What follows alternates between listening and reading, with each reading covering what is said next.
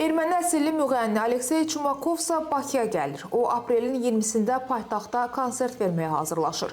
Bilet qiymətləri sadə vətəndaşlar üçün əl çatmazdır. 49 manatdan başlayaraq 599 manata qədər yüksəlir.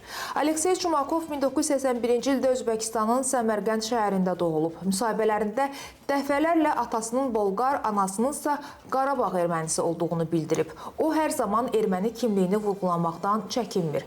Mədəniyyətini, mətbəxini təbliğ edir. Səmərqənddə doğulmasına baxmayaraq öz tarixi köklərinə bağlı olduğunu qeyd edir. Sosial media hesablarında və müsahibələrində erməni mətbəxindən, mədəniyyətindən danışan Çumakov son paylaşdığı videoda da ermənilərin kababı necə yeməsindən söz açıb.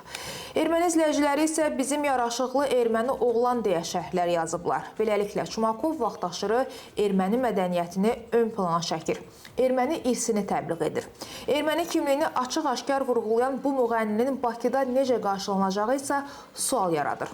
Qeyd edək ki, Aleksey Çumakovun 2020-ci ildə də Bakıda konserti keçirilib.